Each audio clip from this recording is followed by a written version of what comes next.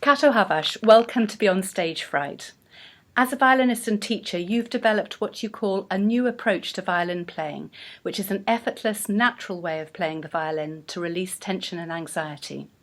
You then discovered that this physically free approach helped violinists release emotional and mental tensions as well, and had a big impact on alleviating stage fright. You've written a number of books, including one of the first for musicians on stage fright, first published around 40 years ago. At the age of 95, you're still teaching. You started off as a child prodigy in Hungary, playing in front of musicians such as Kodály, Dochnányi and Bartók, and you gave your debut recital at 18 in the Carnegie Hall in New York. What I'd like to know first of all is, what did you discover from your own experiences of stage fright in those early years? Well, that's a good question, because when I was very young, I had no stage fright at all. I was 7 when I my first solo concert, and I was told I had to go on no matter what happened. And I just must imagine the people as cabbages.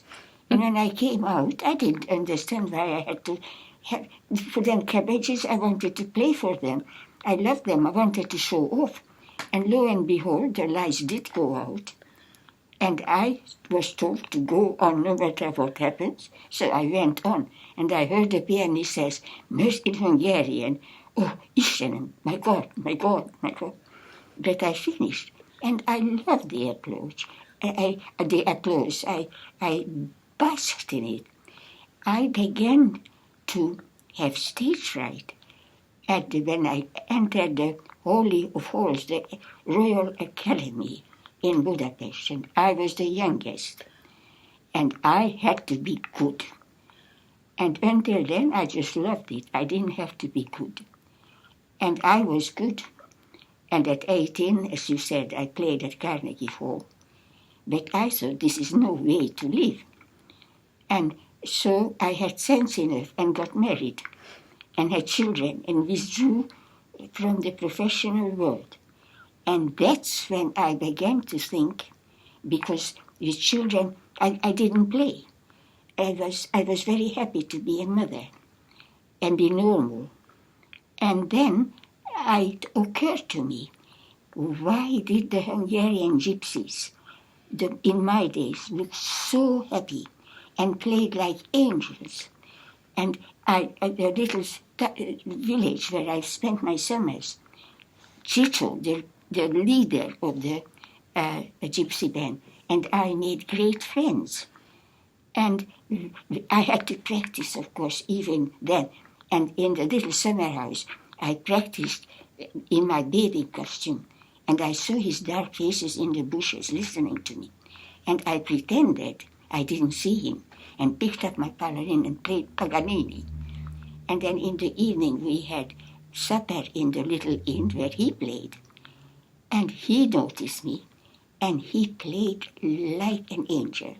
I would have given 10 years of my life for his freedom, for his heart in it, for his joy in it. I still remembered his lovely smiling face. And then when I had this lull in my playing, I thought, what did Chicho look like?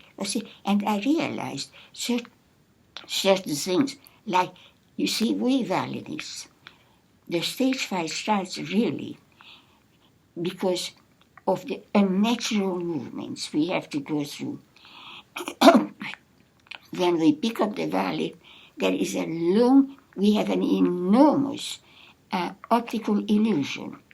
The innocent, lovely-looking instrument lying down becomes a monster with a long black fingerboard, and we have to turn the wrist to the left to be able to put the fingers down. We have to hold the violin, it might fall down. It becomes a monster. And then we have to do the bow. You see, I was lucky. I started as a young child, and I didn't have this problem. I just loved it. And then I developed the preventive exercises for the eyes. And also, I realized that if you are very stiff in your body and unnatural, you can't make music. You can't really give. And we all know it. And people have enormous techniques and they play well, but they have no music in them. The composer dies, and we have the notes and not the magic of music. And so I developed the idea that the music is real, because you see, once I was happy, I didn't rest until I was happy again. And my children also grew up, and so I was free. And I realized that the fingers move from the hand, not with the tips. And actually, I was told that this by a man called David Mendoza, who was a conductor. And he became friends with me. And he was the one, did you ever think that the fingers move from the feet? And it was like heaven opening up. And I realized, of course, that's what the music is. The intervals, the drama of the intervals, the jolly whole step, ta-ram-pa-ram, and the tragic half step, ta-ram-pa-ram.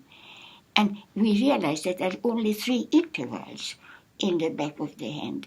And it's the space that counts, and not the movements. Well, anyhow, I could go on and on and on for hours. So I developed exercises, and that's how the new approach was born. And that's what I am teaching now. Also, when you are free physically, it's just the beginning. That's when the real work starts. Am I answering all your questions at once? Absolutely. No. Okay. So I can go on? Carry on, please. Okay. I realized that people are so anxious playing well that they forget the music. And they are so anxious to not to forget things, not to make a mistake. So my training starts with music, singing, and the rhythmic pulse. And when I say the rhythmic pulse, I don't mean the beat. I mean the pulse, that each pulse leads into the next one, and the next one. And each composer has his own rhythm. Like each poet has his own words. And only the singing it, the way you hear it. So I train the ears first. You have to be able to sing the way you hear it, the era when it was written. I like my pupils to imagine a composer life. Did he like chocolate cakes? Was he married? Who was he? Not how many sonatas he wrote or this or that. And then our job is to transmit the composer, not to play him. And there are my heroes like Vengerov, who plays music and who goes to the heart of people. And that's my aim, and that's what I teach. And in my lessons, sometimes I have people whom I work for 2 hours. I don't do any more 2 hours, I must say, I just do 1 hour. That I work with them and they don't touch the violin. Because I realize that people's voice doesn't work because we all are shy and we are all reserved. And you must learn how to give, how to communicate. And one of my things are that you sing the composer and in style, and then you mime it without the instrument, so it's in your body.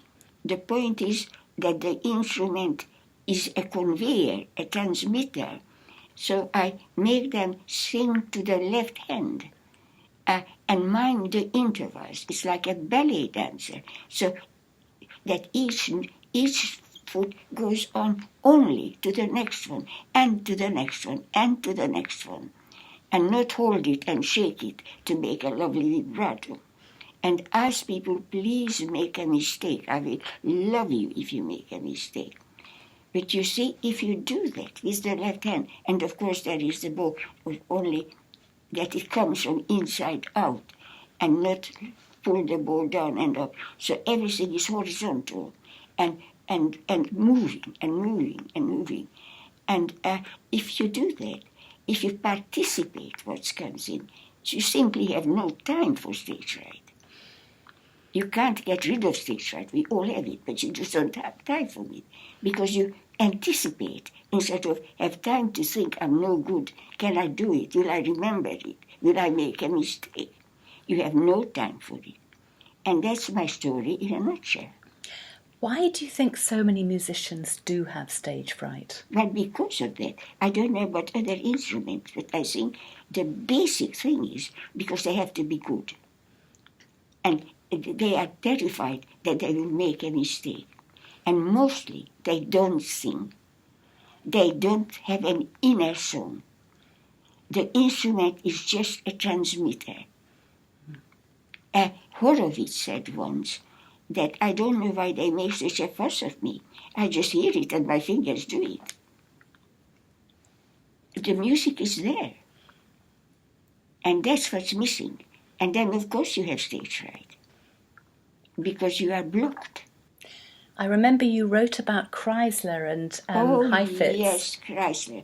Well, you see, I'm very old now, and so I was fortunate enough to hear Chrysler as a child many times. He and the Gypsies, the reason I'm giving you this interview, you see, intervals are in my mind, give you this interview, because they made one happy. He looked like, by the way, Chrysler looked like a butcher. And when he came out, he swung his violin by his side and looked at an audience a long time. Do I know anybody here? And then he started. And, of course, magic came. Oh, magic came. And when ordered a taxi to go home afterwards. And we couldn't let him go for an hour sometimes. And also in Hungary, they are very good audiences, very receptive. And it was a musical country. Alas, things changed, but when I was a child, I was very lucky. And what about Heifetz? I know you heard Heifetz as well. How did he manage stage fright? Well, I don't know.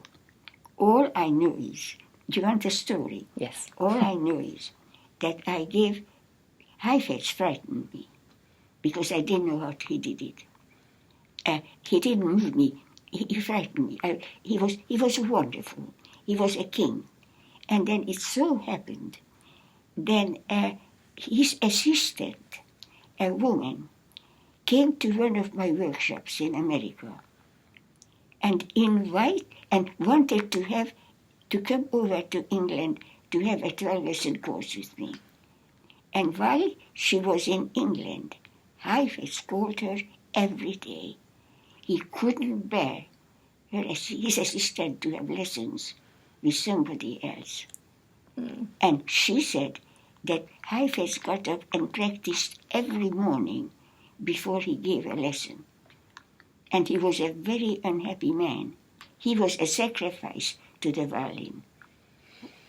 But no denying, he was a king. I wonder whether he had his own secret hidden problems with nerves and stage fright. Oh, I'm sure he did. Oh, I'm absolutely sure he did. He stopped playing when he was 60. He had aches and pains, so I'm sure of that. That's why he didn't move. But he created admiration, not heart. It's different, isn't it? Yes, but he was a king. Nobody can take that away from him. What are your views about practicing and how we can alleviate stage fright in that way? Oh, well, I'm glad you asked me this question, because practicing is deadly, because what we do is practice our problems on and on and on, and it gets a little better, and in the morning you have the same problem. And so I advise people to sing, and sing. Even when you sing to the window or a painting, to always get it out, to sing to an imaginary audience. And you play for an imaginary audience. because this is another problem that we have we soloists are so solitary, such leads, such solitary lives. And then suddenly we are in front of a lot of people. And now we have to prove there is no return. Here it is, I have to begin. So you get used to play always out to somebody, the passerby, the postman, anybody. You play out. And also, and enjoy, the enjoyment is, I think, the basic thing of it all. I tell my pupils, if they don't enjoy the preventive exercises, they won't work. It is the whole idea of the privilege of being the emissary of a composer. What would you say to musicians who really suffer badly from stage fright? What would be your key tips? What I had said before. Yes, you have stage fright. It actually starts in childhood. Because if you are good, you are loved more. You get a sweet if you are good. I think being good is the bottom of it all. Because that immediately stops you from giving. It's not a normal behavior. Because usually people, on the whole, have a big heart. They are good people. And, I believe that everybody has a gift, in different degrees, of course, but they have a gift. And if that gift can't come out, it works awful things inside you. And I also learned from teaching that a lot of people think very little of themselves. They don't like themselves. And that is also very important. A self-worth of, yes, I do this because I love it. Otherwise, why do it? You can be a very happy doctor or lawyer or something else. But they do music because they have music in them. But if they can't come out, it punishes you very badly. A gift is not something I'm gifted. The gift is a great responsibility. And if you don't give the gift through, it can have all sorts of terrible psychological effects, not only physical. That's why I call the new approach an approach and not a method. How do you approach the music? Is there anything else you'd like to contribute that I haven't asked you? Enjoy. Enjoy, and give. Give and enjoy. Okay, the rhythmic pulse is singing, and swing, and sing, and enjoy, and give. Kato Havas, thank you very, very much. I've really enjoyed talking with you. It was my pleasure. Thank you.